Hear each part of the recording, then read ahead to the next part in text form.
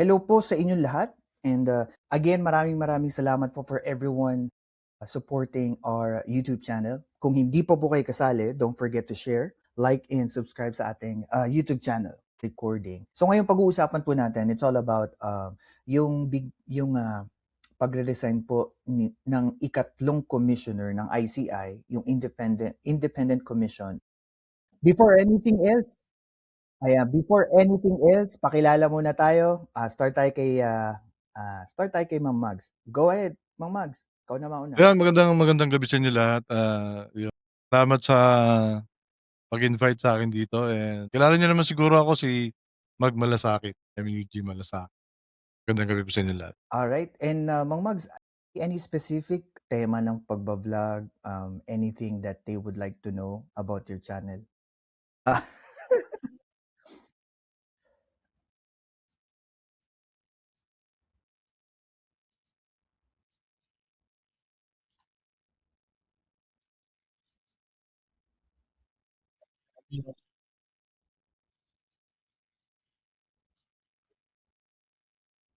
totoo.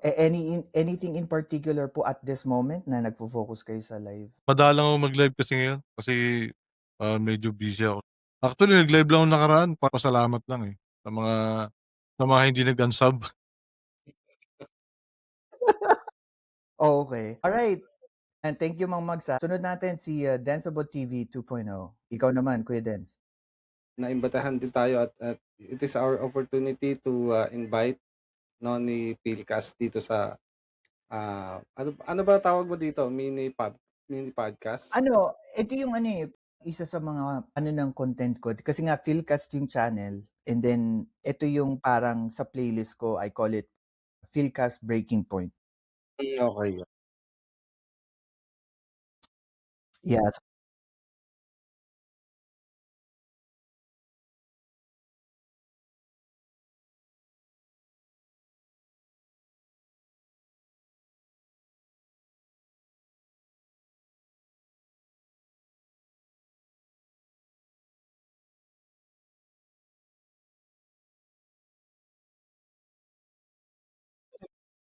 Delayed yung video. Kasi to studio po kasi hindi to direct sa YouTube. Parang nagbo-broadcast siya delay. Kaya po, I think, kung parang delay siya ng 4 or 5 seconds. So, yun. Pero ngayon napapanood na tayo sa YouTube.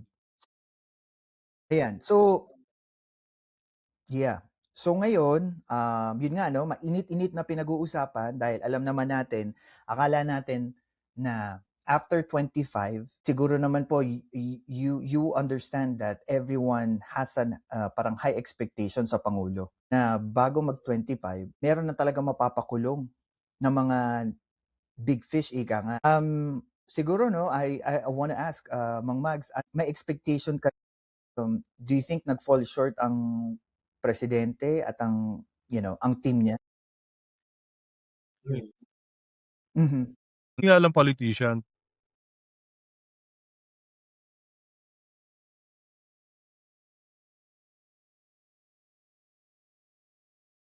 Pero ang nagiging issue diyan sa mga diskaya, it's more of like kahit yung mga tao sinasabi nila, hindi naman niya inaantay namin, kasi given na talaga sila mapapakulong, 'di ba?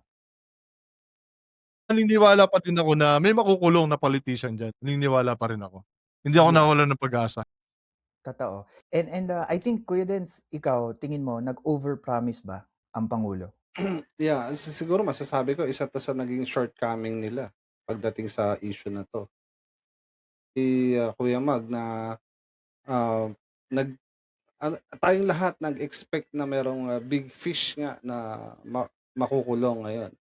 Sabi nga rin ni Kuya Mag, meron namang big fish. Yun nga lang yung ine-expect natin ng sabihin ko na rin, senador or congressman man lang, 'di ba? Pero very significant pa rin 'to kasi hindi naman birong tao ang mga diskaya. So, pero yun nga, sabi ko,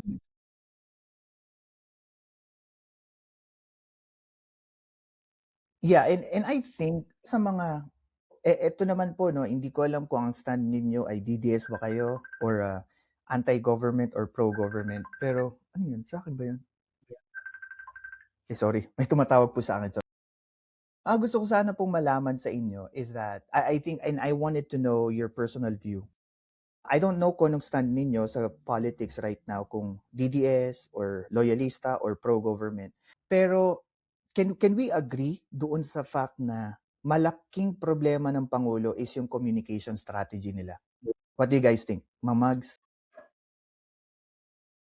Kasi parang ang isa sa mga punto ng kahit siguro yung mga pro-government opinions, ang napapansin ko din, which is sinasang-ayunan ko in one way or another, kasi parang sinasabi nila that sobrang overpromise, tapos hindi nagkaroon ng continuity ng communication. Dahil kung makikita natin, even Pangulong Marcos may sarili na siyang podcast. Tapos meron pang podcast si Auntie Claire, meron pa siyang, ano yun, lives ano yun sa palace? So, Oo. parang ang sabi nila is that noong mga naunang panahon, unang taon ni PBBM, di natin siya naririnig na may podcast siya, kinakausap niya yung mga tao, 'di ba? Usually, spokesperson niya. Neto na lang after daw ng July, nung pagkatapos daw ng mahiya naman kayo, para bang lumambot daw ang pangulo at ngayon siya na mismo yung bumababa. Ang problema lang daw is that una, hindi akma sa panlasa ng karamihan yung pambebengador ni attorney.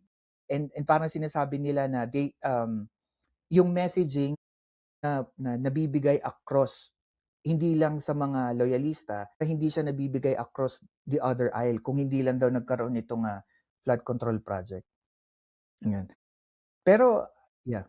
Ako naman ang tingin ko diyan 'no, Kuya Mag at Sir Billy, okey na pagdating sa communication I think okey naman, eh. Mhm. Siguro yung, paano ko ba sabihin yung, expectation kasi ng tao dun sa messages. So, ita-try din nating i-evaluate kung anong klaseng message kasi yung ibinigay o ibinato ni presidente sa atin.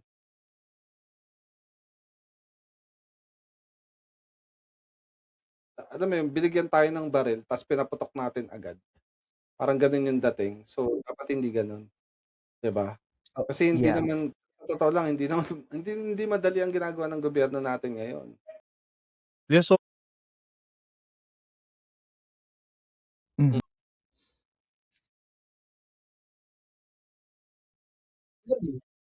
Yeah,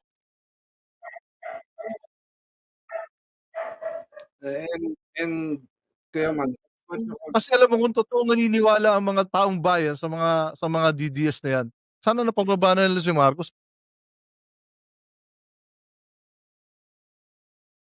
Um, I understand yung punto pagdating sa DDS, pero I think it's more of like I also see na parang meron kasing factor na siguro napapansin ko yung sinasabi nila na 'di ba ang issue kay Pangulo yung 'di ba yung ang tagal-tagal na nating iniaantay na merong makulong, masakote, 'di ba, bago magpasko. And I think parang dagdag na issue against sa kanya 'yan. Sabi nga nila hindi naman 'yun nagta-translate into getting him na mawala sa pagkapangulo at ma-install siya. I think it's parang tawag dun, yung hindi siya yung main issue, pero nasa side siya, nasa gilid. Wag kang maging kampante, Mr. President. May issue ka pa rin, pero support ka pa rin namin. Yung nakikita ko. Totoo. Mhm,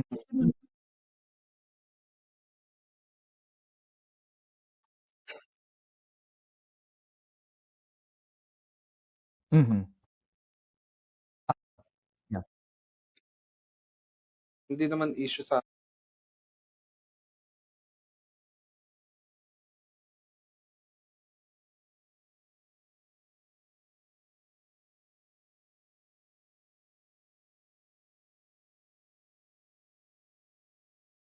September, sa social media ngayon, it's more of like mas may yung meron kaysa sa evidence or sa facts. Kumbaga, kung pagka isang tao nag-live, napapansin ko 'to kasi ako din, nung nagsisimula na ako mag-live, napapansin ko yung kalimitan ng mga nagko-comment is against sa'yo. Kasi pagka merong against sa kay Sarah, it's most of the time sila nagko-comment at maingay pero yung mga nanonood ko, like for instance, nasa 600 manonood.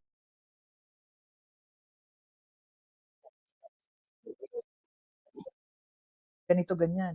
So, parang nakikita ko, mas marami yung meron, yung nagsasalita lang mga troll, ika nga, kesa doon sa mga sabihin na natin mga tao na may evidence. For instance, napuna ko nga dati si Pangulong Marcos kasi nga ang isang puna ko sa kanya,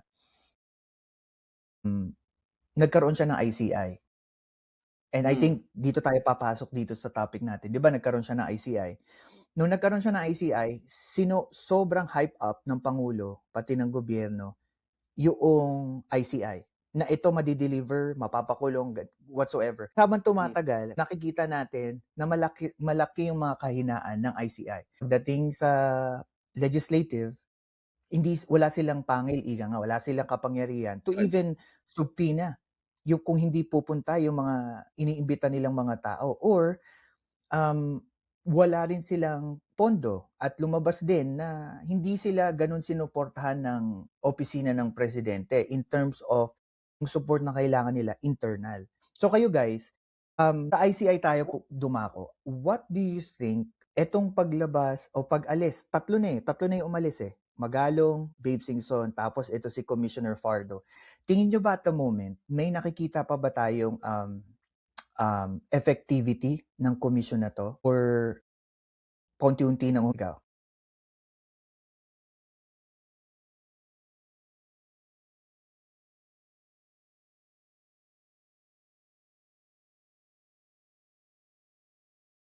Fajardo. Rosana Fajardo. Well, sabi niya tapos na daw ang kanyang trabaho bilang commissioner Okey.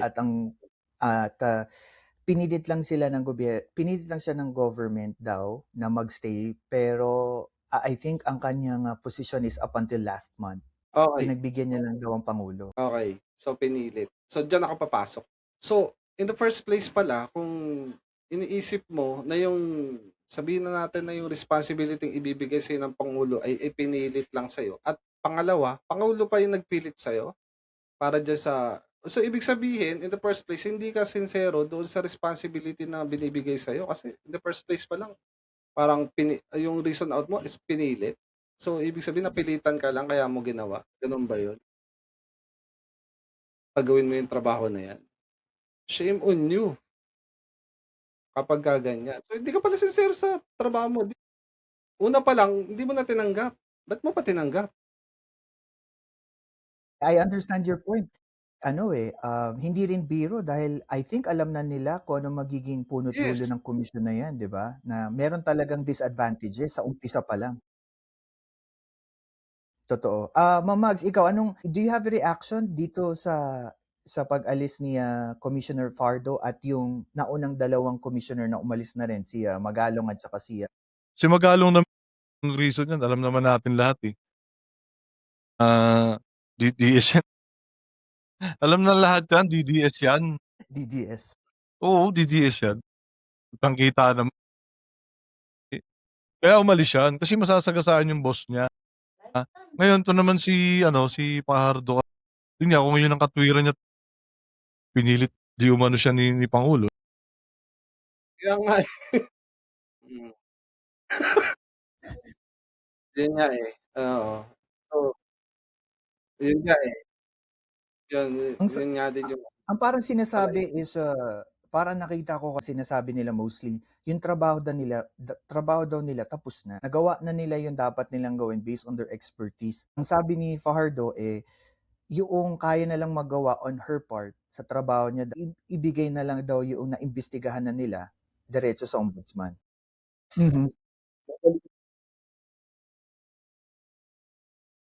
mhm,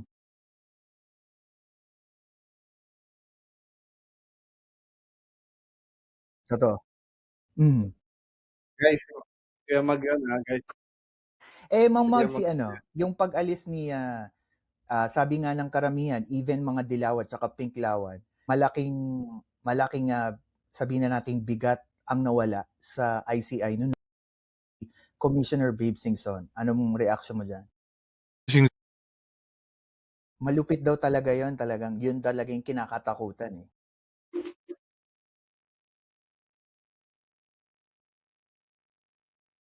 Mhm.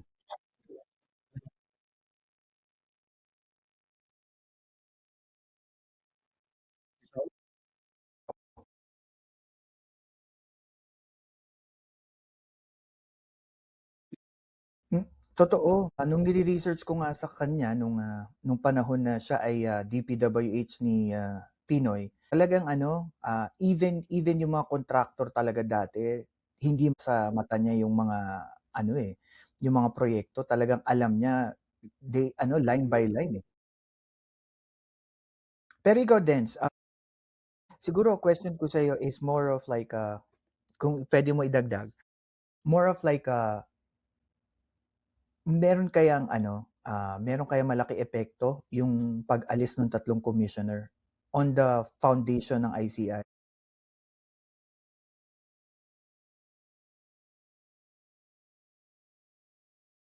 Haligi? Mhm, tama. Eh, we can all agree na wala talagang magagawa ang ICI sa ngayon hangga't hindi maipasa ang batas, eh, to strengthen Gano'n. yung komisyon. Kasi Investigation. yeah, kaso kuya alam mo ba nung inalam ko yung proseso na yan, ang ginagawa pala ng ICI, 'di kakalap sila ng information, kukuha ng mga resource person, mag-i-interview. Kapag nga pala nagkaroon sila ng recommendation, kahit ibigay pa't ibato 'to sa ombudsman, walang guarantee na ma ma parang mababawasan yung panahon for them to investigate. Kumbaga Gano'n magsisimula kasi, ulit sila sa PI, preliminary investigation. Titignan babasahin ulit ulit. lahat ng mga ebidensya. Babalik ulit doon sa investigative, process. Kahit din si Ombudsman Remulla ang sinasabi niya, yes, may tulong sila. Pero pagdating sa ombudsman, yung bigat noon to stand yung evidence against the court, saka palang, pumapasok pa lang yun sa ombudsman, hindi sa ICI. Kaya yung parang tingin ng ibang tao, kung ah, hindi ka man makapag, wala kang kapangyarihan to actually get yung mga witnesses mo, tapos ibibigay mo sa amin yung mga investigation mo, recommendation lang, ta's kami magve-verify, di ang haba pa ng proseso. Instead of Correct. pinalaki mo na lang yung opisina ng ombudsman, ipinasok mo doon as subcommittee, di ang bilis kasi may power sila to, contempt kung meron man nagsisinungaling kasi under ombudsman authority. Yun yung parang, sinasabi nila. Before anything else, usapan natin dito, I just want to kasi meron po sa YouTube natin mga kaibigan natin, si Science and Fact 1570, JJ Works TV 9028, yan. Kay Mesyang din and, siguro Kuya Mags, sabi dito ni Science and Facts, I want to get your reaction. Sabi niya dito, "The problem is the ICI does not have contempt powers and they do not have subpoena powers because the original intent of its creation is for fact finding already." Yeah. Oo, tama. Tama yan. Ng redundancy sa mga ginagawa. Sa investigation process. Oo, kumbaga titingnan ng ICI tapos pagdating sa ombudsman, babasahin na naman, titingnan na naman. So parang redundant lang. Mhm. And also, right now, ang natitira na lang sa hanay ng ICI, isa na lang po ang natitirang commissioner na naandun naka-front sa ICI, Sana si 'wag na Chairman. mag-resign yun. Yun nga, eh. Sana Actually, manindigan naman yung isang yan. ang Hintayin Kasi niya yung nag-re batas. oo. Siya na yung pinakamatigas talaga diyan. Actually, meron ng ano, eh, may issue Sana pa nga tulungan diyan nila yung kay, pangulo. Chairman Andres Reyes. Kasi si Chairman Andres Reyes, yan ang head ng ICI at isa po siyang retired justice ng Supreme Court. Naging issue kasi sa kanya, hindi siya gano'n ka-effective sa tao, hindi siya gano'n ka-effective sa messaging. At nung panahon na si Babe Singson ang nakaupo, usually ang focus lang natin sa kanya. Hindi nga natin kilala kung sino si Andres Reyes. Ngayon ko nga lang narinig, eh. So, yun yung Meron pa parang pala naging isa. issue sa kanya. Ang, sabi sa loob, ang insider report natin, ang gusto niya daw, gusto lang daw niya peace and love to each other. Hangga't maaari daw niya mapakulong or ayaw niya masa publiko yung mga may sala sa flood control project para daw baka daw maghimagsik ang kaya daw isa daw yung mga reason kung bakit umalis si Babe Singson. Hindi ganoon katibay, especially if you guys remember 'Di ba nung nag-recommend sila ng kakasuhan nung panahon na kakasuhan yung mga senador, hindi natin narinig yung pangalang Cheese Escudero. At lumalabas sa mga insider report na isa daw yon sa hindi daw maintindihan ni Babe Singson bakit hindi isinama knowing na may mga investigation na ginawang ICI na nagko-connect sa kanya from businessman Anthony Ngu. Hindi, nag-ano siya, nag-resign siya kasi alam ko, ano siya, parang, may parang ano, chief of staff ni Chis Escudero Ah, parang gano'n. Later na lang kasi lumabas yung mga Mhm.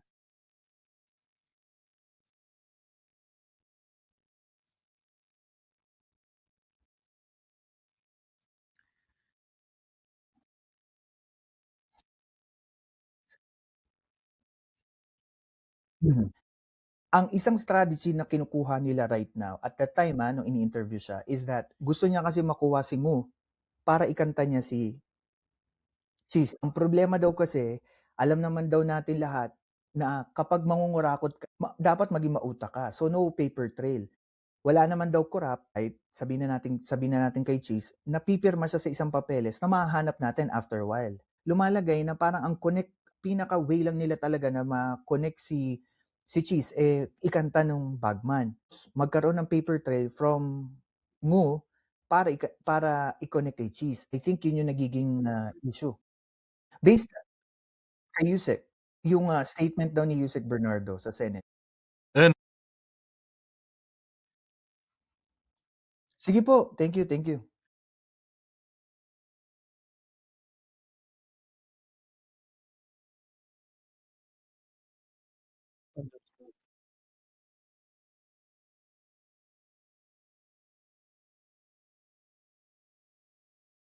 Totoo.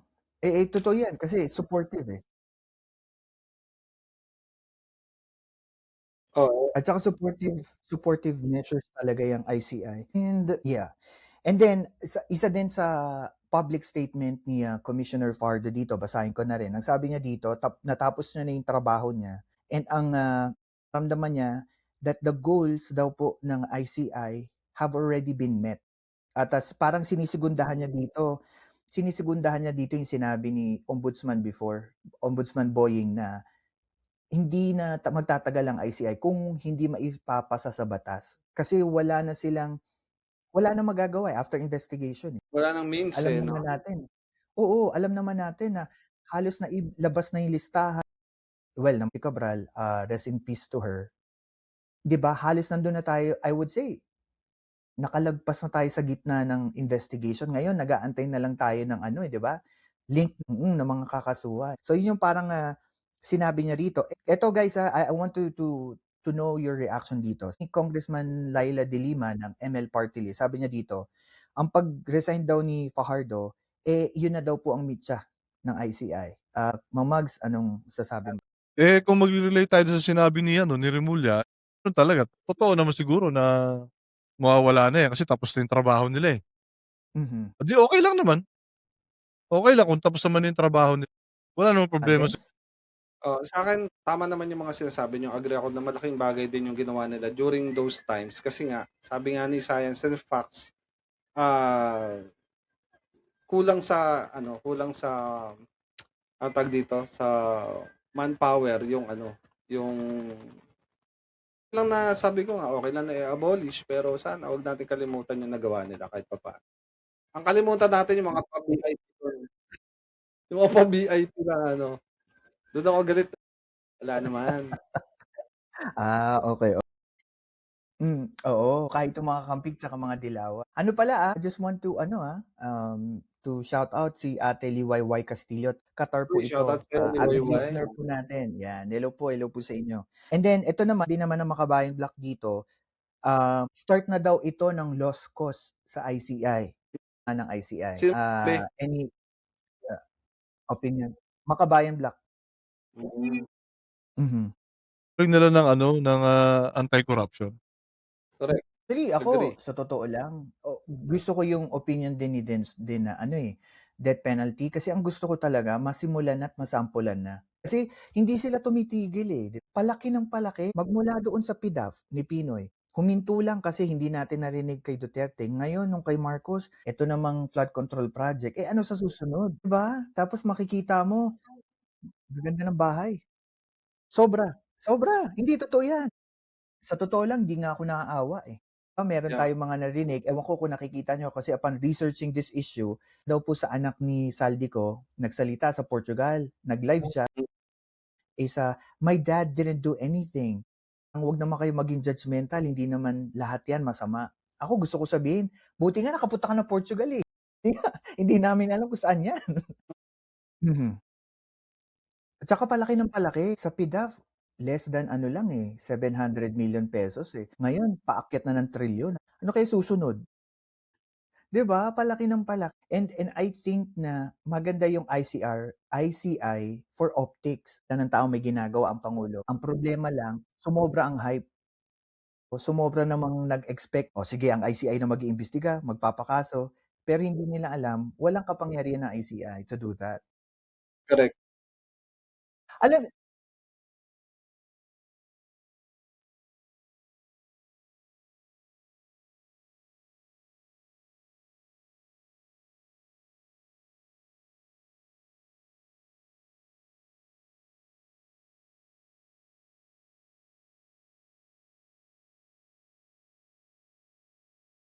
Correct. what you guys are opinion about it? Parang nakita ko rin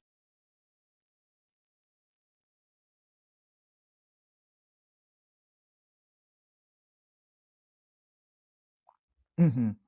siguro Correct. talagang ano lang, tsaka yung Ay, hello po sa inyo, hello po. Pagpasensyahan niyo na kung di namin mabasa right away, Isa lang po tayo tapos ating mga naimbitahang guest, eh, biglaan lang po 'yan. Hindi wala silang plano, biglaan po, pasensya na. Oo, at saka sa totoo lang sige, sige, Dens. At saka ano nga, eh, so meron akong na-discover, na unedited raw footage yata ng video ng interview ni Corina kay Shirley? Shirley ba? Sarah pala, Sarah Diskaya. Sabi ni Sarah Diskaya, natatawa lang ako, dahil OFW kami sa London, rags to riches ang story niya, sabi niya, dahil daw sa pagtitiyaga nila nakabili sila ng ganito. Alam mo, nung pinapanood ko yon, isa sa naisip ko 'no, ako, this is my personal view, hindi na nating selfish. Dun ko nakikita na parang ang Pilipino, hindi na natuto. Boto tayo ng boto ng pare-parehas na kandidato, magrereklamo tayo 'pag may nakitang korapsyon, pero magtataka ka, the following election sila pa rin ang binoboto at dumadami pa ang party list. Nanganganak yung party list. Mga pamilya ang namumuno, and I think, dahil na-open up na rin natin 'to, what do you guys think dito sa mga naipasa na mga bill sa Kamara, um, about sa anti-dynasty bill? I'm sorry, magse-segue lang tayo ng ibang, topic kasi based sa aking nakita at insider report, kahit daw ang pangulo, eh, hindi po masaya doon sa bill na inihain ni Speaker Bogie D at saka ni, Sandro Marcos. Hello, good evening. Ayos po. Okay.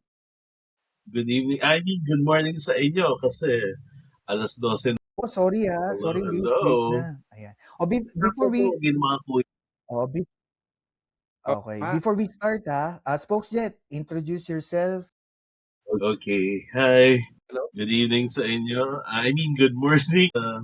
Yeah, it's midnight. Yeah, good morning sa inyo. Po si Spokes Jet at baguhan po akong vlogger sa politika pero syempre, proud ako to say na 3 years na ako next month. Wow. Wow! Starting the first day of January. Kaya eto, kahit ano pa sabihin ng mga kamag-anak, mga kaibigan, tuloy pa rin. Kahit pa sabihin ng mama ko na ihinto ko nito, hindi ko to ihihinto kasi para to sa bayan. Tama. Dahil kung gusto ko lang ng bayan, edi sana nagtutuwad ako sa perya, pero hindi ako ganon. Ang akin ay advokasya.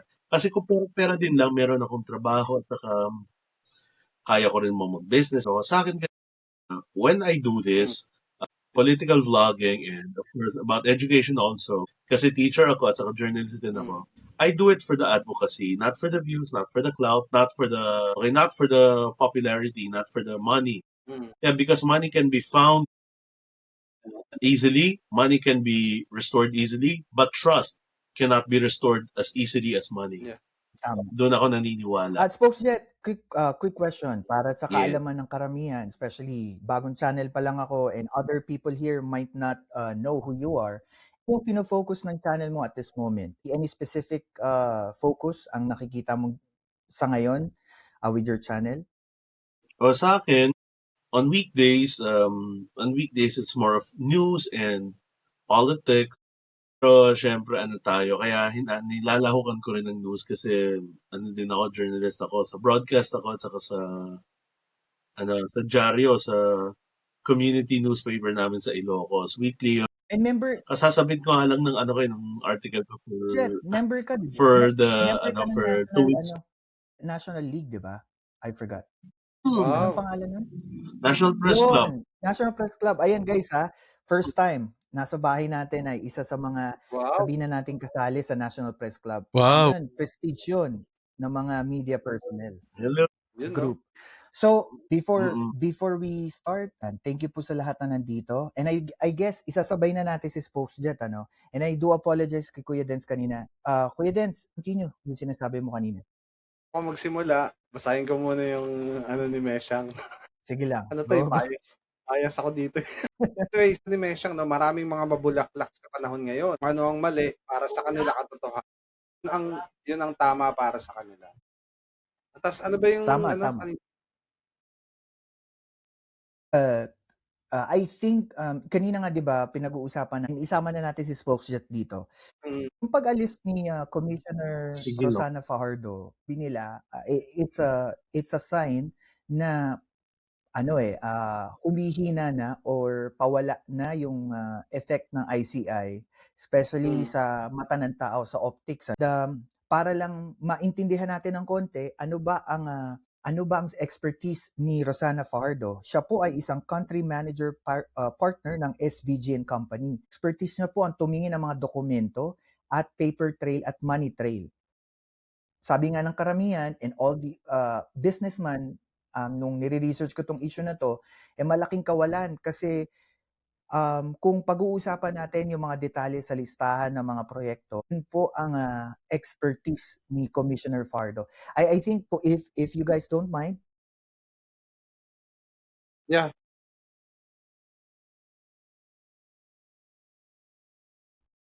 Okay, sa akin naman, although kanina ko lang talaga to narinig kasi medyo incommunicado ako dahil sa province ako.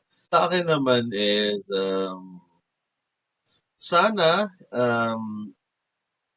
hindi na lang siya nag-resign kasi kailangan talaga yung mga katulad ni Commissioner Fajardo. Kahit sabihin pa niya na work is done, of course, she still has to oversee the work. Kasi sa akin, if no one knows how she works and no one knows how to complement her working style, abay mahirap talaga ito kasi ICI will be left hanging. Yun na tinatag to check into the flood control anomalies. Dapat talaga nanatili sila kahit ilang buwan man. Napabayaan sa ere yung mga anything wrong. Kinakailangan talaga na hindi lang tatlo, dapat marami-rami din. Kasi nga, tingnan nyo, ayun, natitira na lang si Justice Andres Reyes. Tapos, kasama din yung mga working staff, si Executive Director Brian Hosaka, at saka Special Advisor Rodolfo Asurin. Dapat talaga na pinag-isipan ho ito ni Miss Fajardo. Maintindihan po natin si Babes, kasi si Babes Singson, tiguang Oldsmobile na yan, saka may sakit-sakit. Pero itong si Miss Fajardo, malakas pa. Kailangan pa siya, she's an asset, she's not a liability. Miss Fajardo, please come back. Yes, ika nga, kanta ng Pilipinas. I need you back, I need you here to guide me. May singer pa. Pero 'pag mga katulad ng mga ano, mga DDS, patang kanta, lumayo ka na sa akin at ako'y tantanan mo rin, ayaw ko ng Imbitahin si Spokesjet eh. And I think totoo 31. I think December and 30. another thing na gusto ko idagdag, I think Mang Mags, I wanted to ask you this. Gilo. Upon checking dun sa isang political analyst, ang sabi niya dito, mali din daw kasi ang gobyerno natin headed by the president kasi sobra nilang binild up ang ICI from the very start. Pero hindi naman daw pala ganun ka-effective as what they are portraying from the July SONA. Kasi ang sinasabi ng ibang politician dito, no, taong bayan sabihin na natin, hindi loyalista or DDS, sinasabi nila na ang tindi kasi ang bigat nung mahiya naman kayo speech nung SONA eh. Knowing na akala ng tao using ICI, wala pang December, meron na mapapakulong. At ang sabi dito, 3 bagay daw naglalaro yung opinyon ng taong bayan. Kulang sa pondo, kulang sa kapangyarihan, at kulang daw sa suporta ng Pangulo. Mamag, reaction about this? Mhm.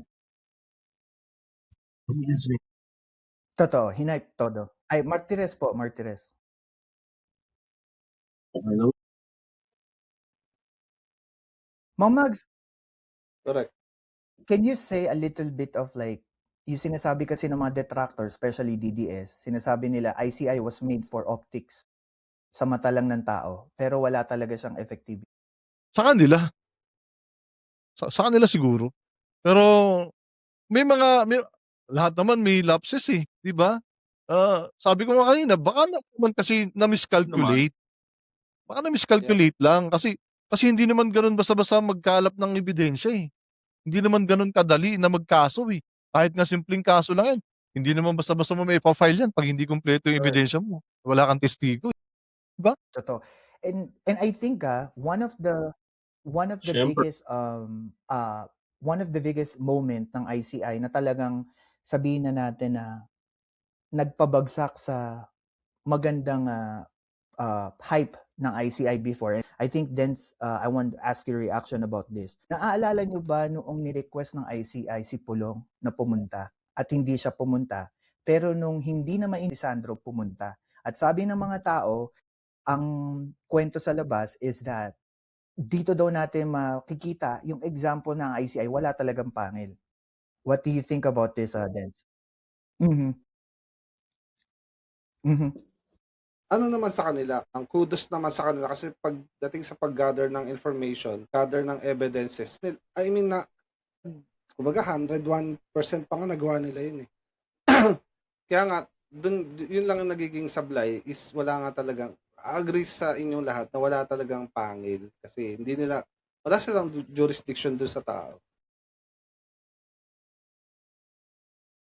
Any additional reaction?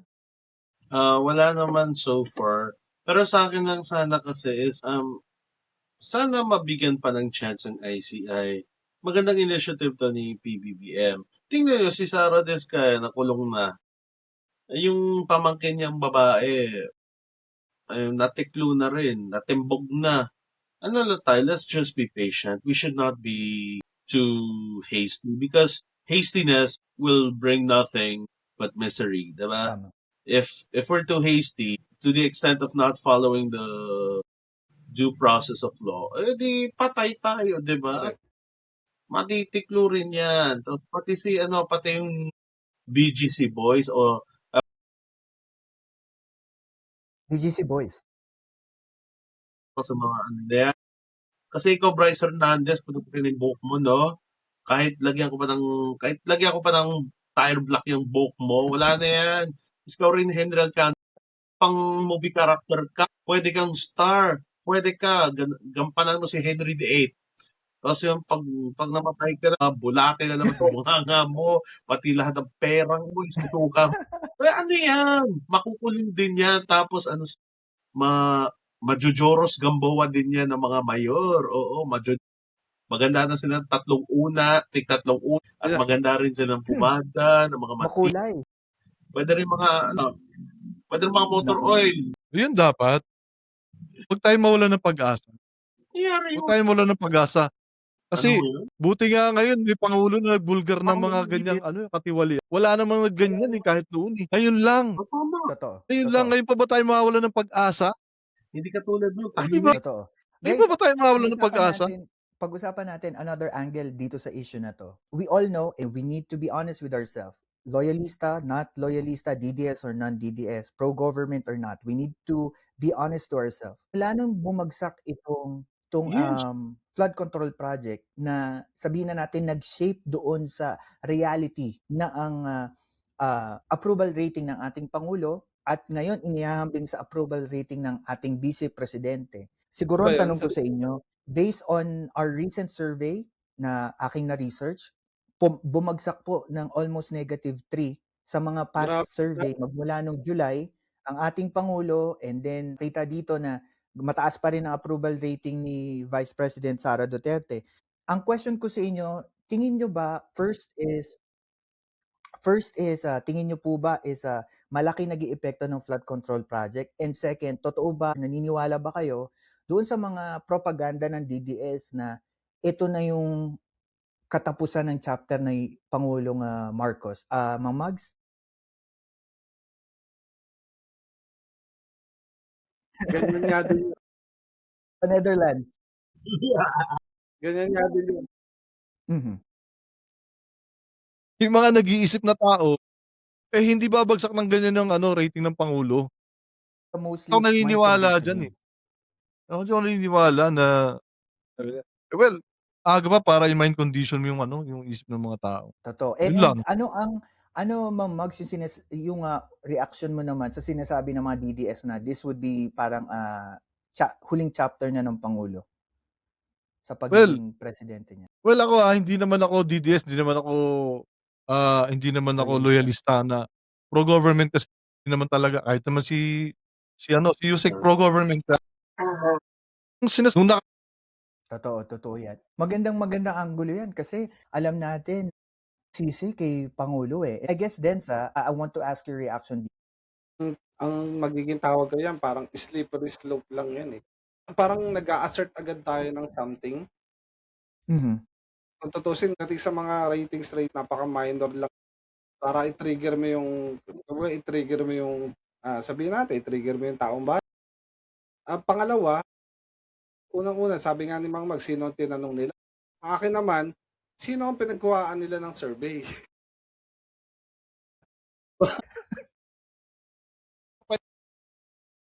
Baka naman sino ba yung mga kilalang mga survey firm na yun Mhm. nga, kasi dinagdagan ko lang, sinusugat ko lang yung sinabi mo. Di ba? imagine, trabaho, bagsak ng, di ba, -3. Tapos yung hindi nagtatrabaho, di ba, 31%?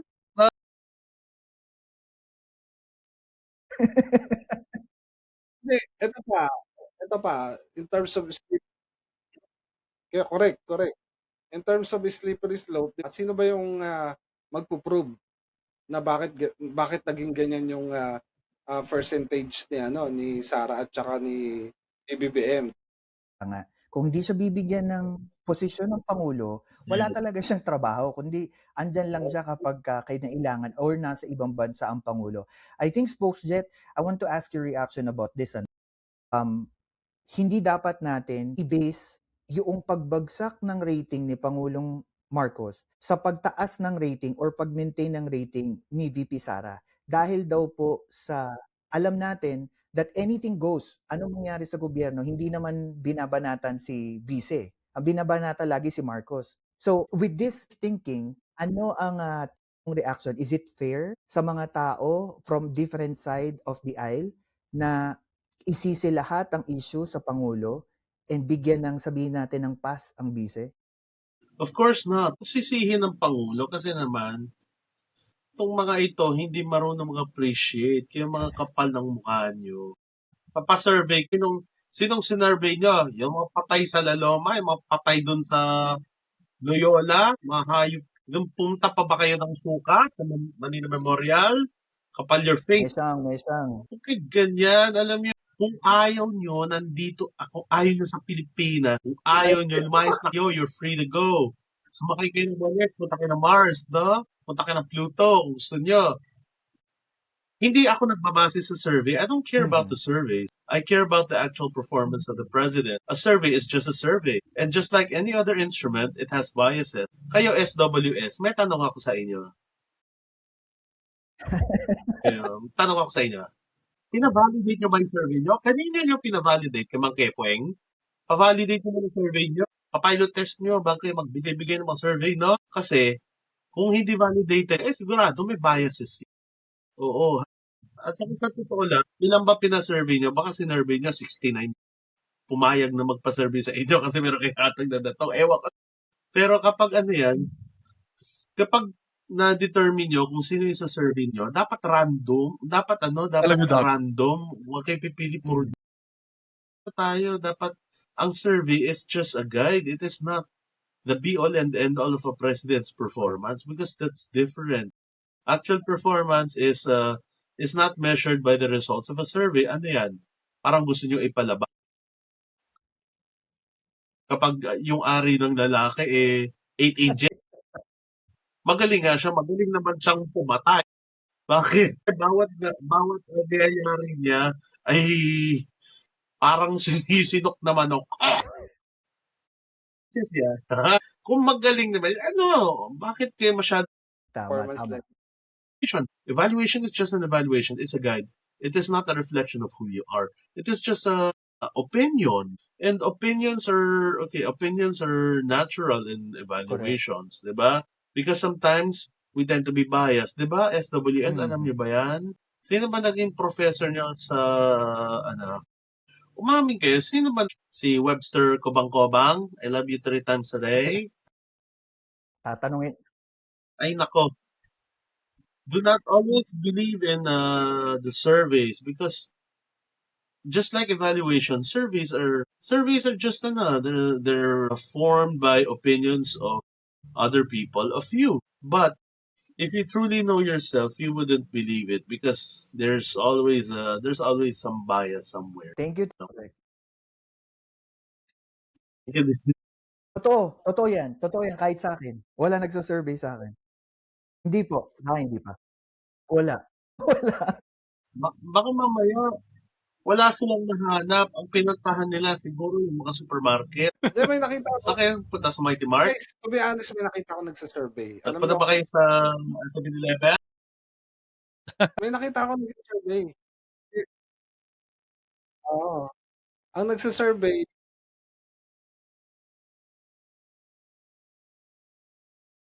Mas paniniwalaan ko pa ang mga promodizer, no? Kaysa mga Tama. ganyan ng tao. Di ba? Pwede. meron, spokes, pero sa amin nagsa-survey. Meron. Census. Mm. Ano? Census. Sige. Na mabigat nitong last quarter ng Pangulo. I want you to follow it in order. 1 yung extreme. In order niyo siya 1 to 3, tapos ipaliwanag niyo sa akin bakit ito yung napili ninyo. Start tayo kay Mang Mags. So 3 bagay na nakaapekto sa gobyerno ni Pangulong Marcos. Sabi dito, may pagkakataon na naging desperate ang grupo, ang team ng communications department ng Pangulo pagdating sa pagsalag o pagdepensa o pagsagot sa mga issue patungkol sa mga nangyari this past few days. 3 ito. 1 is flood control project, 2 yung ICI, pangatlo yung 500 pesos na DTI requirement sa Noche Buena. So, in order, pinakamalaki na nakaapekto sa Pangulo at sa gobyerno. Tapos yung ikatlo is yung parang list. And then, give me parang reason behind it. So, ikaw mo namang Mags. ICI.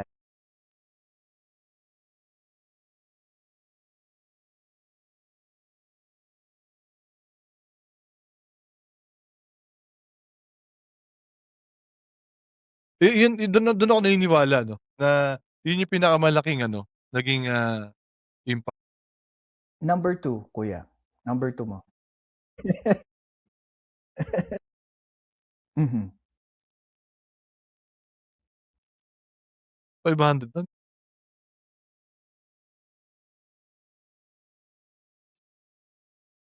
And then, so masasabi mo yung pinakahuli, yung flood control project. Mm. Mhm. Thank you, thank you. Dens, ikaw naman, rank mo from first na talagang nakapag-apekto sa Pangulo at yung pinaka-least. So, ang tatlong pagpipilian mo, ICI, yung 500 pesos ng DTI for Noche Buena, at yung flood control project. At Kasi nga, kumbaga para sa akin, hindi na lang nagbigay ng time frame si PBBM. Kung hindi naman niya hindi niya naman, sabihin natin, hindi nagawa, di ba? Kung doon tayo pupunta. Yun. Pangalawa, about sa 500 bill, agree din naman ako kay Kuya Mag, no, na talagang kung sa pamilyang Pilipino, yun ang magiging basis mo, Noche Buena nyo, eh kulang talaga yon. Pero kung ipupunta natin sa pagiging practical, I think kung magiging basic, kailangan natin ng spaghetti, manok, tasty, kasya na. Pero hindi ko masasabi na for the whole family yun. Siguro isa o dalawang tao lang ang magkakasya doon.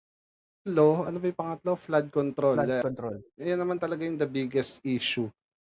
Kumbaga kinaharap ng Pangulo, pero kumbaga dyan mo madidetermine kung talagang kaya ng Pangulo yung isang sitwasyon, no?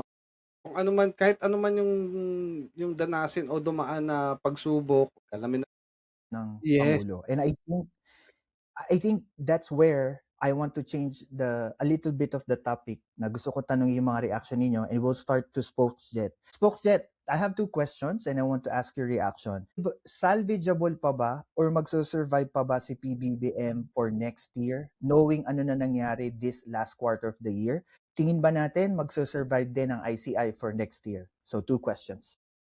Yes, absolutely. Because si PBBM, Okay, nawala si despite his Spokesjet. yung mga pagkukulang niya, he will definitely survive. Paulit, Yeah. kuya. He will definitely be, he'll definitely survive because marami na ang nagtitiwala at sumusuporta sa kanya. Kahit na sila ay hindi loyalista, basta pro-government. And nobody can put a good man down. Kahit na ba nagkapalpak-palpak, lagi may babawi. Hindi tayo makakapayag ng yung mga destabilizer ibabagsak si PBBM. Unang-una, he is our duly elected president. And second, siya nag-expose ng corruption, kaya natural. He is now the hero in the eyes of many. Mhm. Opo. At naniniwala ako na hindi basta-basta masisira kung anong sinimula ni PBBM. This is not for his self-glory, but for the glory of the country.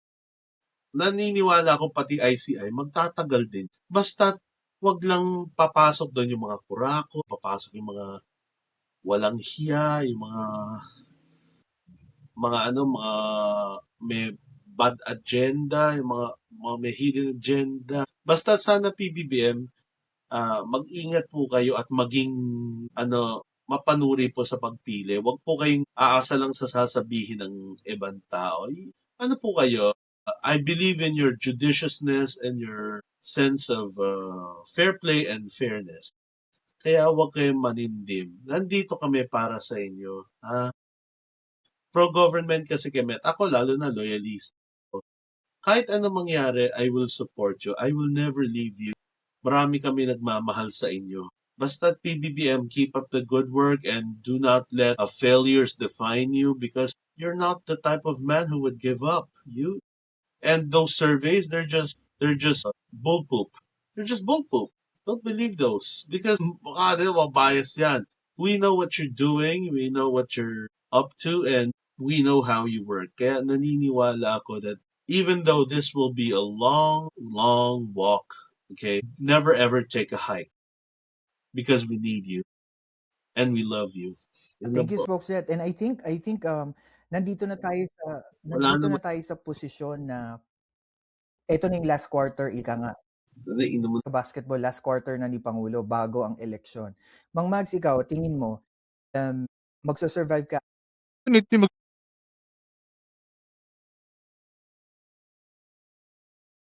Mhm.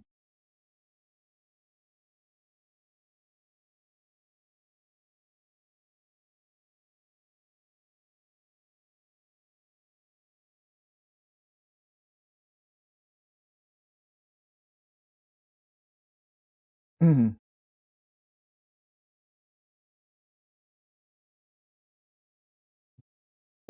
Dep Ba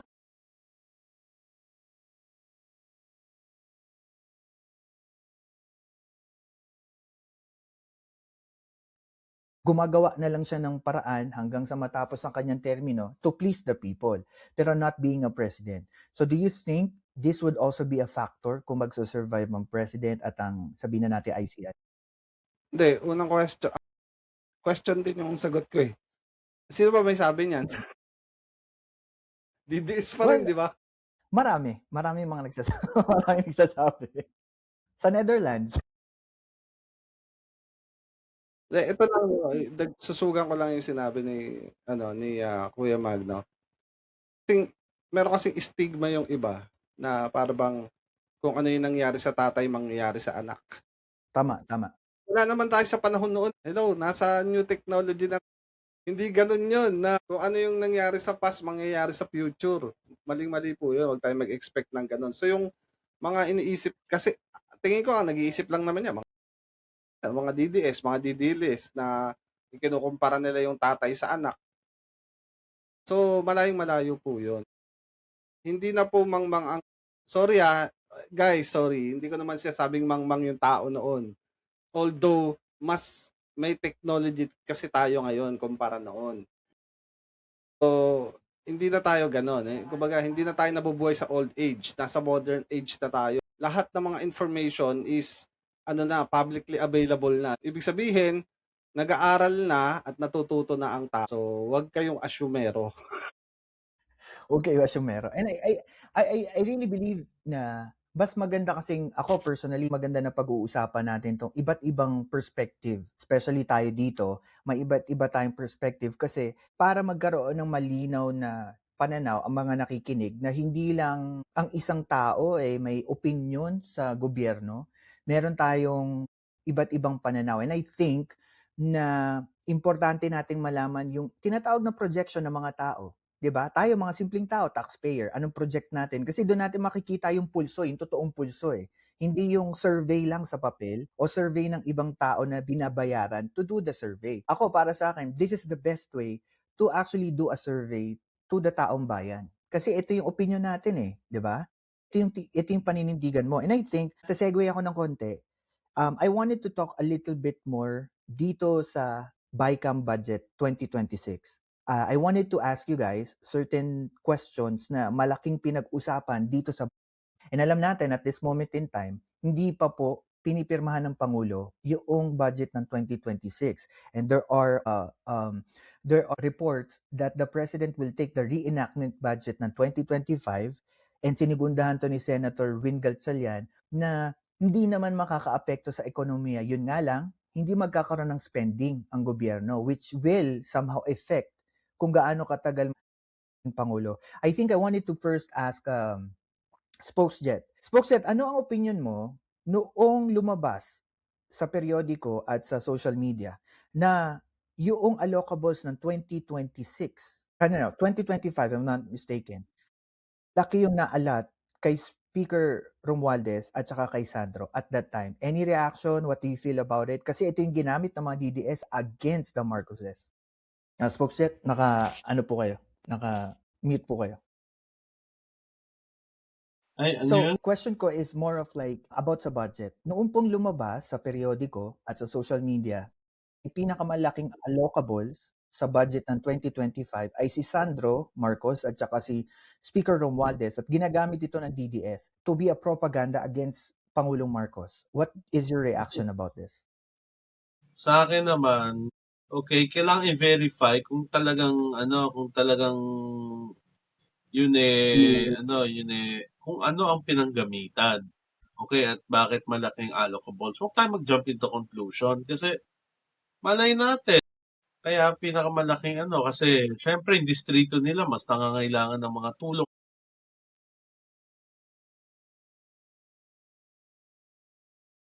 Mag-a-assume tayo na syempre nangungulimbat. At saka kahit basta sa usapang budget, wag magmamarunong. Eh, ako honestly, nagulat nga rin ako, but of course, you have to give them the benefit of the doubt sina Sandro at Speaker Martin. Malay natin kaya binibigyan ng pinakamalaking budget kasi kailangan ng ng tulong. Pero kapag yung mga yung mga hindi gaano karami, siguro kasi self-sufficient na. Kumbaga depende sa priorities. Yes, so priorities. Eh, 'di ba may mga binibigyan ng malaking project kasi syempre they're not yet strong enough to stand on their own. They're not self-supporting, 'di ba? Hindi katulad ng mga cities na yan, mga self-liquidating na yan. Kung anong kinikita nila, yun ang pinakano sa budget. Totoo. Although binibigyan ng gobyerno, hindi kasi dami ng hindi kasi dami ng kung ano binibigay sa ibang mga bahay. Halimbawa, isipin na ng mga DDS, mag-isip-isip kayo, paano kung kunwari, ang Basilan binigyan ng 69 million lang sa halip na 6.9 billion. Mag-isip-isip kayo. Ang Basilan medyo kailangan ng kailangan ng development. Eh kung kunwari, mas maliit ang ibigay sa halimbawa Quezon City. Kasi alam naman natin Quezon City is one of the richest cities in the Philippines. Yes, and I think it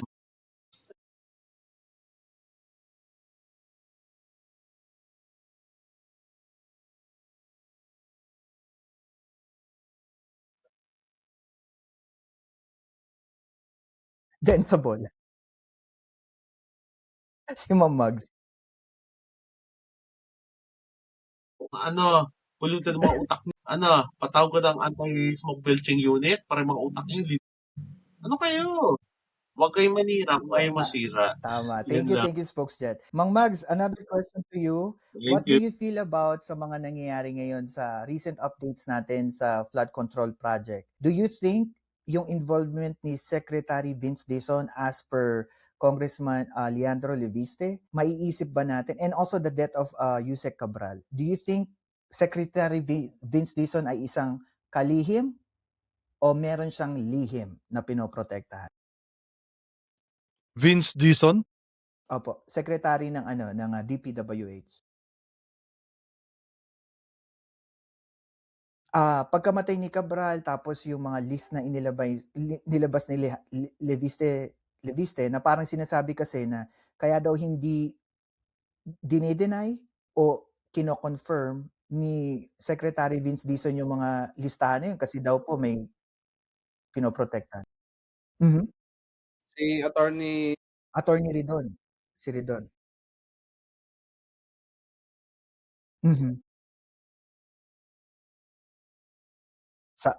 Sa Bicol, yeah. Tapos, hindi pa naman pala congressman si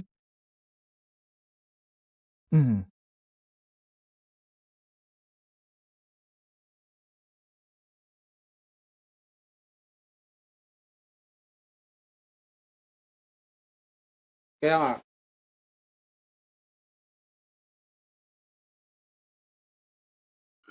Ako tingin ko hindi naman. Hindi naman. Kasi nga unang-una nakita na yung mali dun sa sinasabi ni ni Leviste. Ang ngayon nagdadrama pa, baka daw patayin siya. My goodness! 'Di ba laging ganyan yung narrative nila pagka may mga kunwari meron silang ilalabas, papatayin, papatayin. Hanggang ngayon naman buhay pa sila.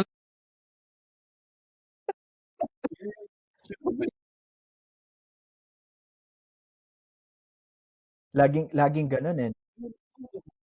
Any reaction mo dun sa pagkamatay ni Cabral? Sabi daw nila timing daw, eh. Kasi the week after daw na namatay siya, yun daw yung panahon na siya po ay iniimbitahan na for investigation at parang kakasuhan matindi talaga yung pinanggalingan. Okay. And I guess then another question about sa budget. Nila nire-request nila, especially yung Dilawan at saka mga Pinklawan, nire-request nila na wag pirmahan daw tong budget. Kasi ang sabi nila, based on their research, hindi pa naman, naipasa sa presidente, lumalagay na nawala nga or bumaba ang hard pork. Pero tumaas o dumoble o trumiple naman ang soft pork. Ito yung mga unprogrammed funds like Tupad, AIX, MAIFIF. Ano masasabi mo diyan? Mhm. So, ano mangyayari? Magiging zero budget tayo sa susunod na taon? Masisira yung kumbaga yung ecosystem ng ano natin, ng bansa natin kapag ganyan. Yeah, and masasabi mo ba na tama din yung sinusulong ni Senator Pamphilo Lacson? Kasi merong isang issue doon na napakalaki. If you guys remember yung PhilHealth funds na nag-transfer, isa sa budget kasi yung MAIFIF. Ito po yung pagtulong sa mga assistance for medical expenses. Mm. Naging issue kasi diyan yung tinatawag na guaranteed letter or GL. Yung mga tao na may pangangailangan sa medical, pupunta sila doon sa mga NGO, party list, Oo. senator at saka congressman to get their GL para matulungan magbayad ng medical expenses. Ikaw ba sang-ayon sa sinulong ni Senator Lacson at saka Gatchalian yung anti-EPAL sa MAIFIF na bawal ang kahit anong gobyerno na mag-advertise, bigay, humawak at sumali sa proseso ng GL? Yung iba, it's a form of discretion.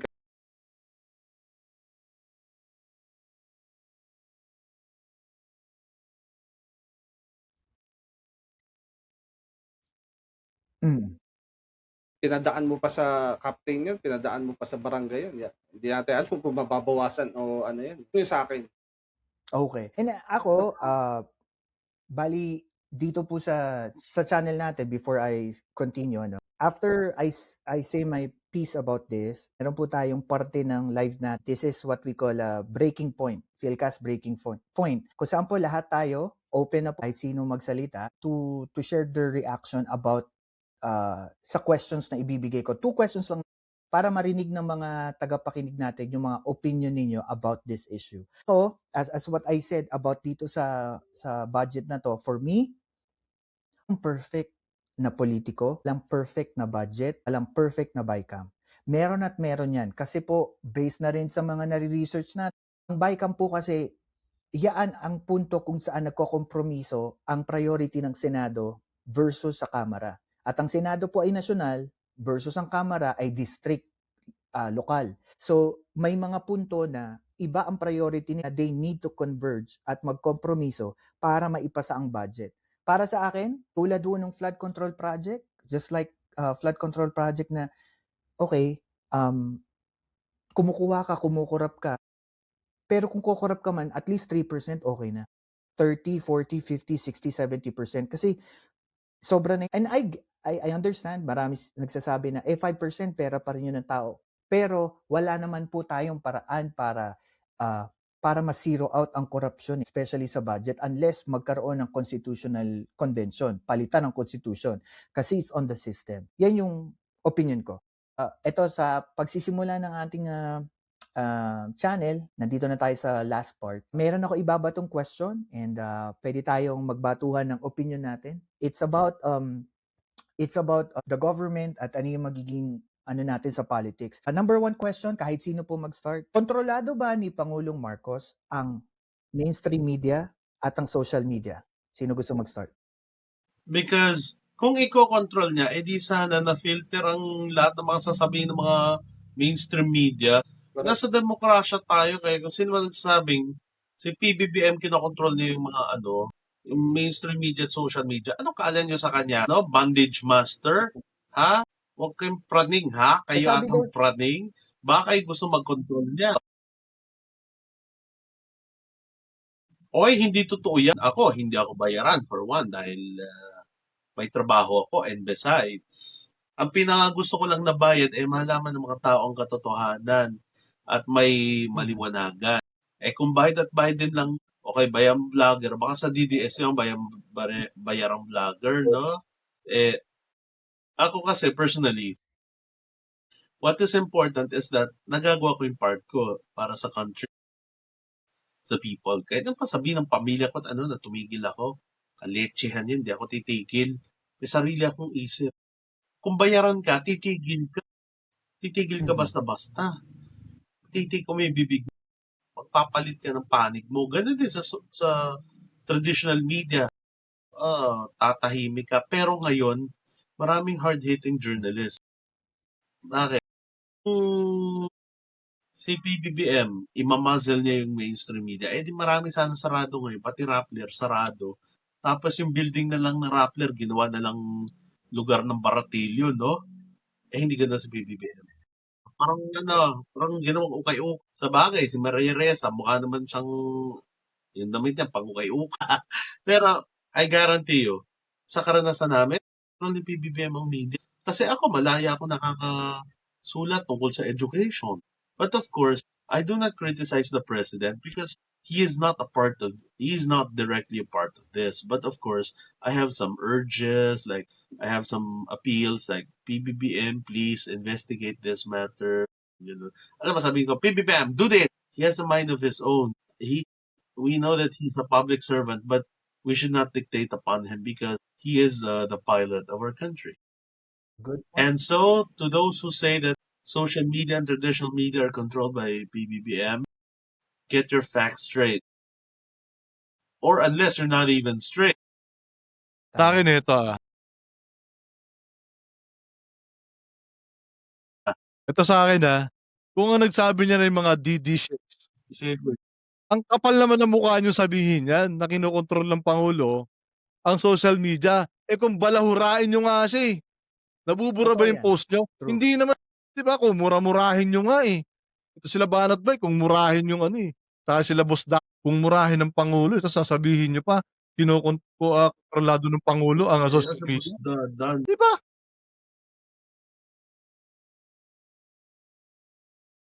Dens? Tama. Sino maniniwala? Hindi ako maniwala sa...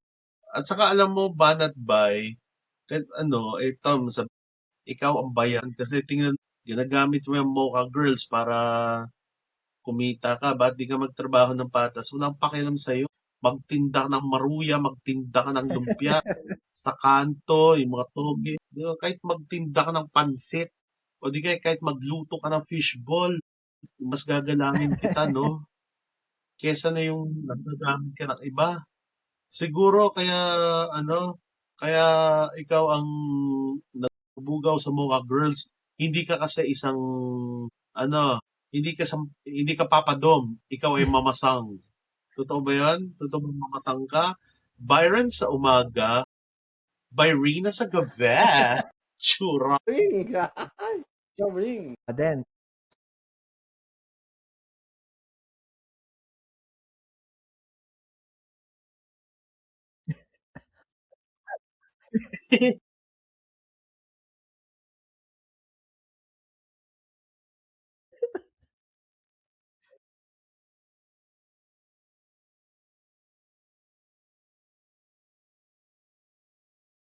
Alam niyo naman na, yun nga, supporter ako ni Senator Rapi Tulfo, ni Yorme Isko Moreno. And at the same time, pro-government ako. So, I have my own due diligence to disseminate information na sabihin natin na, sabi ko nga, di ba, doon lang tayo sa totoo. Pagdating sa politics, doon lang tayo sa totoo. Di ba? And yung mga binabato nga,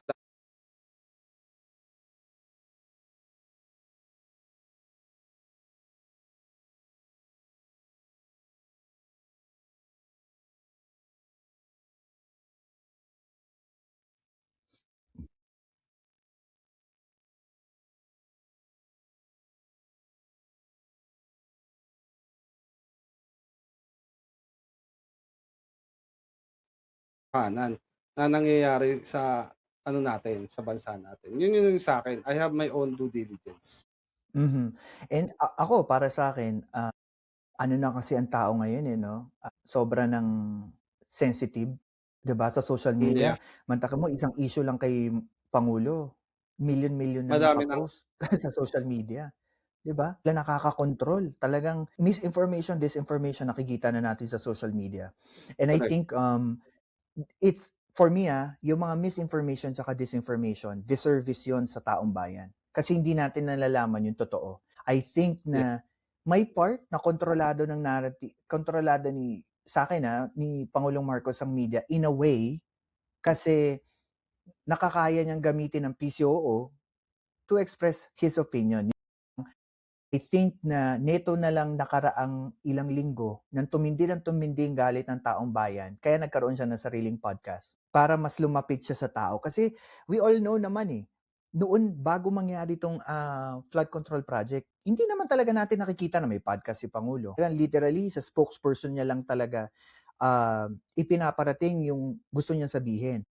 Sabihin na natin, there is a need sa taong bayan na, President, magsalita ka. Pangulo, dapat mas lumapit ka sa taong bayan. In regards to messaging. Kasi alam naman natin, he's still working as a president. He does a lot of project. Correct. Another question, and probably the last one na lang na gusto kong itanong sa inyo. This is very debatable.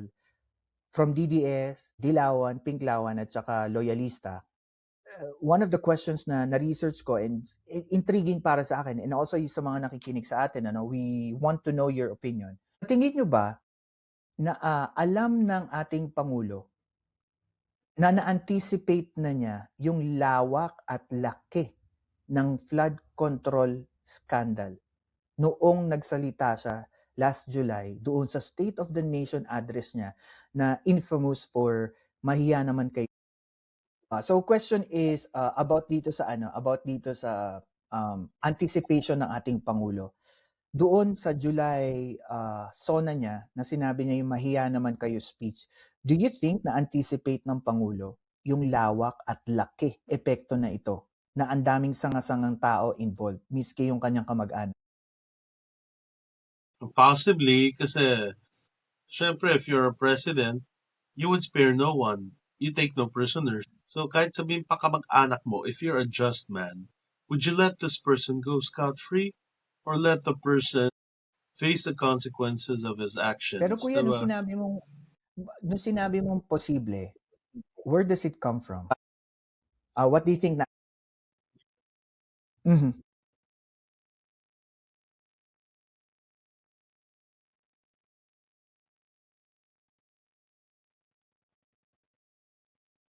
Flood control? Flood control.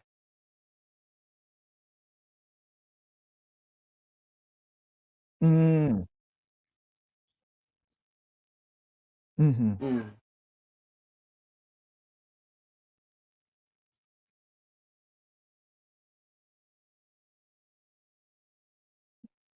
Mm. Dito sa DPWH na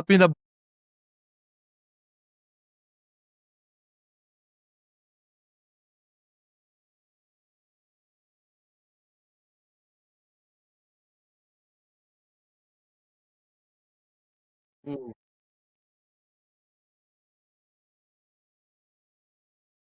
Ah,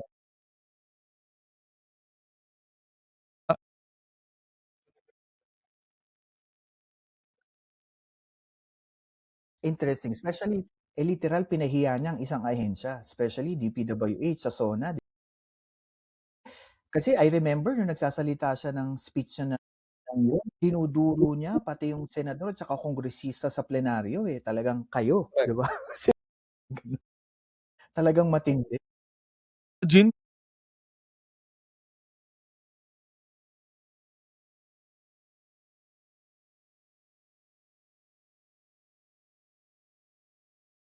Correct. Totoo.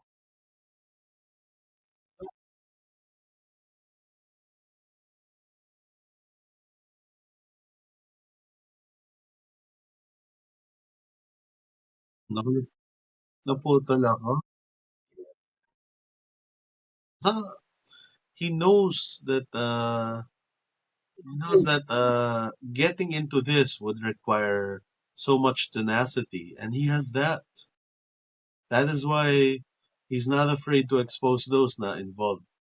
Kunwari, si Speaker Martin, involved talaga. Hindi papaboran niya ni PBBM, di ba? Hindi niya hahayaan na mag-ano. But of course, remember that that people are proven innocent until guilty. Huwag tayo masyadong maging Mm. huwag tayo maging yung court of public opinion, 'di ba? Kaya PBBM, Totoo. you're doing a good job. Huwag kayong mawawala sa wisyo ha. nandito kami para sa inyo. Speaker Martin, kung kayo man may kinalaman, kung lang ha, panagutan niyo po. Pero kapag wala, huwag kayong matatakot, ha? Dahil tandaan natin, hold their head up. While those who are guilty Correct. tend to pretend to hold their head up. They tend to be defensive like lions, and they tend to be as dominant as hyenas. You have the sense of trepidation that. Thank you. Thank you. Kuya Dens? BBM, pero diyan kayo nagkakamali. Bakit? Kasi nung kampanya pa lang, strategist na alam nyo, kung paano kayo na-strategize. Alam ni Sir Billy yun, pero hindi ko nasasabihin. Sa next slide. May pop forward True camera. sa taas, ano? Ako, mag-iiba ako ng opinion. And I wanted to be honest with you guys kasi ako po'y pro-government, so I'll say kung ano man yung nakikita ko mali and correct me if I'm wrong. I think, feeling ko hindi na-anticipate ni Pangulong Marcos yung bigat at laki nung epekto nito. Kasi nakita natin ang mga miyembro ng Kamara at Senado na involved dito is yung 19th Congress. And hindi naman lahat ng mga dating miyembro nasa kapulungan pa rin. Di ba wala na, or yung iba naman nasa lokal na. Kumbaga hindi niya nakita kung gaano karami, and I think siya, I don't know if you go back to video after July. Diba kahit si Vince Dizon, even the president already said na hindi niya alam na yung mga proyekto kahit sa malalayo, mga far-flung area, hindi niya kalain na totoo pala talaga may ghost project. Sa barangay, nung pumunta siya, I think one of which is Bulacan, nagulat siya na literal sa papeles sa DPWH may budget, pero at completed, pero wala talagang project. Sa harap niya pa mismo. And I think na yung mga taong involved, hindi niya, ako lang tingin ko lang, nagulat siya hindi dahil sa hindi niya alam kung sino involved, pero nagulat siya sa laki ng perang involved. Kasi remember, kung babalikan nyo yung kay Representative Tiangco, siya ang nagbulgar na last year, bago mag-November or December halos minaliit, parang nagalit siya sa speaker at saka kay Saldico nung nag-invite sila tas kasama si Tiangco noon sa isang sa bahay pangulo nung in-invite niya.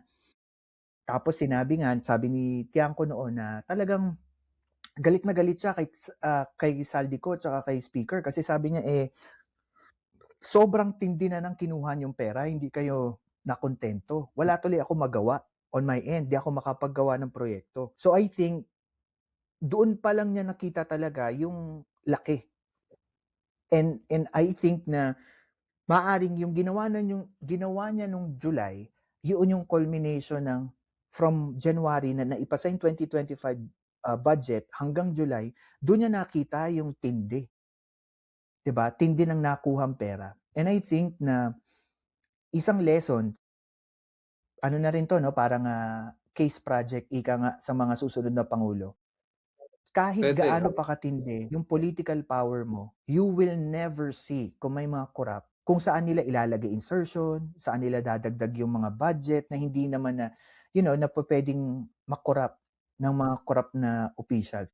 Yun yung parang nakikita ko. And at the end of the day, I would say na wala namang late sa action ng Pangulo. Much better pa rin na may ginawa ang Pangulo. Kasi wala namang perfect Wala namang perfect na Pangulo. Maaring alam niya or hindi niya alam. What we're saying is that at least may nagawa ang Pangulo. Kaysa naman sa dati, wala tayong nalaman na may nagawa siya. So, yun lang. Tapos na po ang ating live at ang ating breaking point. Maraming salamat po sa lahat ng mga nanood at sumali kahit na inabot tayo ng close to 2 hours at madaling araw na dyan sa Pilipinas. Thank you po. Okay lang, no problem.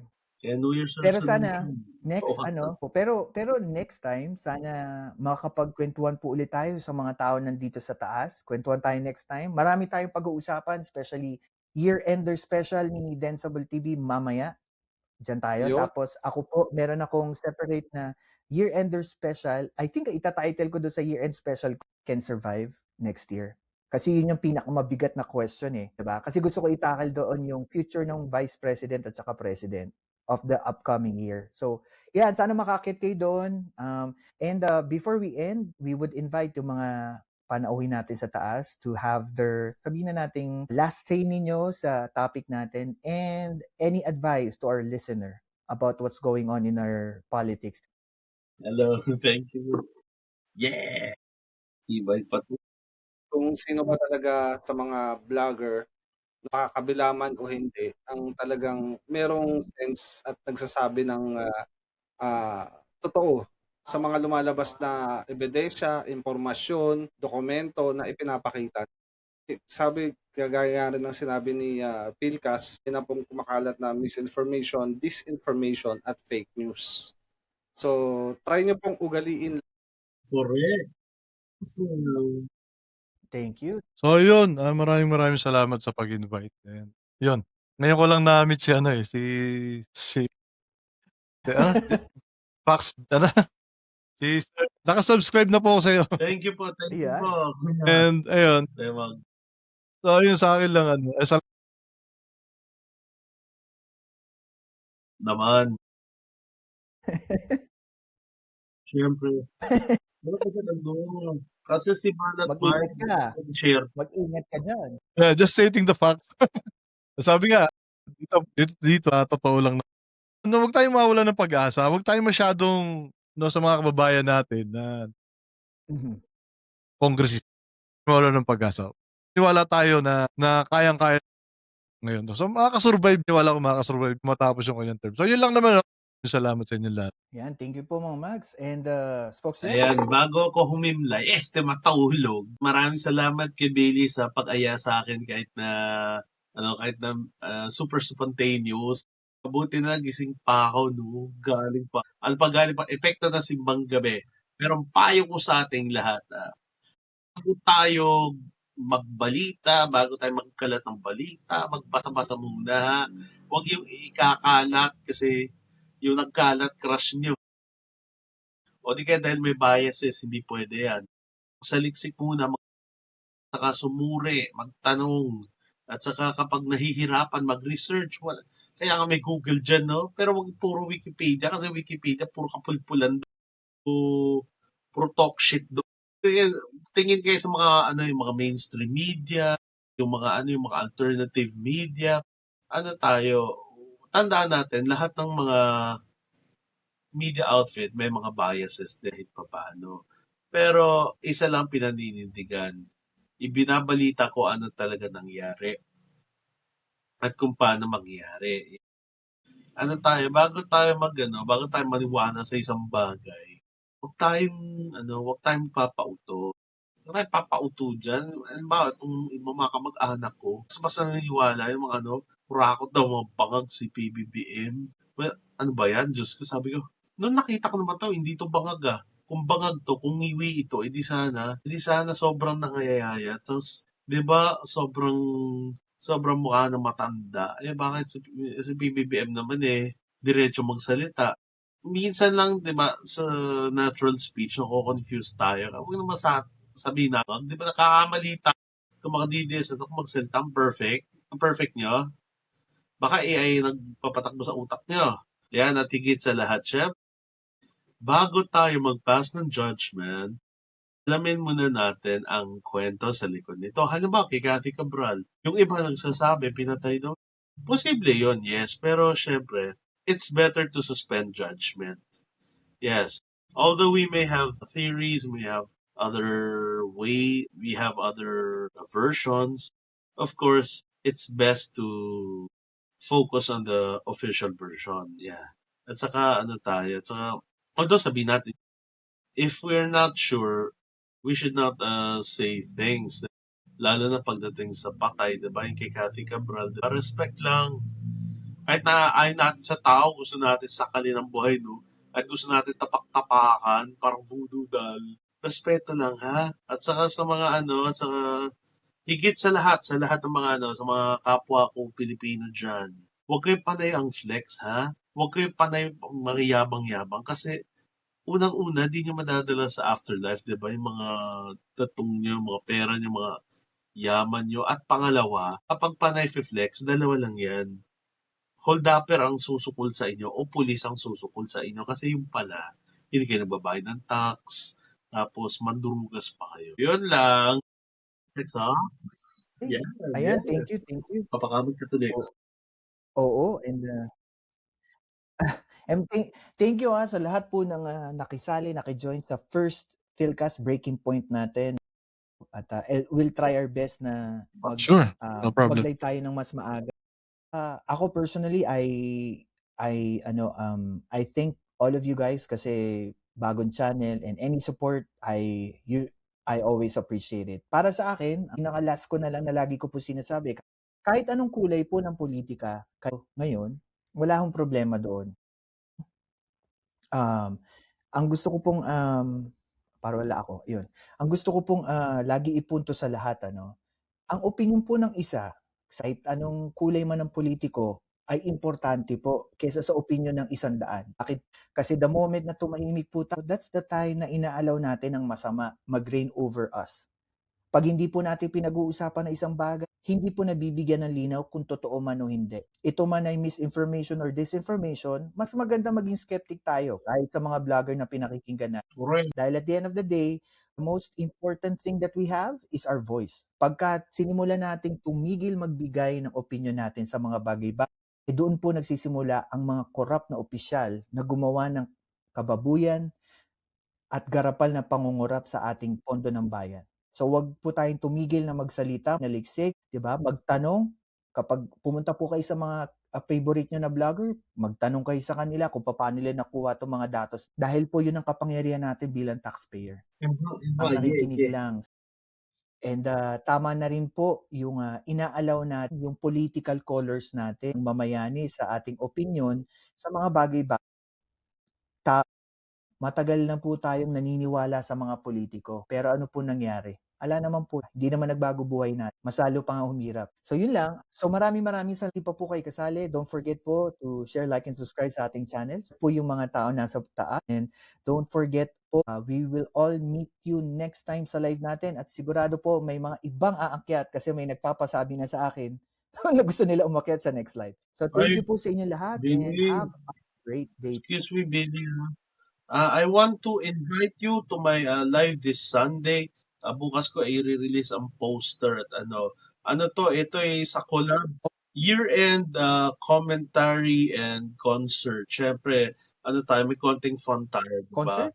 Wow. Concert kasi kantahan. Wag lang naman yung mga kanta, yung mga hindi kita, wag ko na. Syempre, mga Christmas tayo.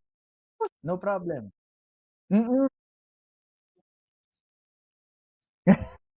Ayun po at also nakalimutan ko pala sabihin, mag-i-start na rin po tayo na marinig na rin tayo sa Spotify at saka sa Apple Podcast. So kung yung may mga nakikinig po sa atin, mahilig lang makinig ng music, ng sounds, okay? Pwede niyo na pong this is the first episode ng Philcast Breaking Point. So, maririnig niyo na po yung boses namin doon. Okay, i-upload ko po yan later. So magkita-kita tayo for next live and maraming salamat po. God bless. And sabi nga ni Isko, ni Yorme, God first. Thank you po. Bye-bye you. Bye-bye. Arigato. Thank you.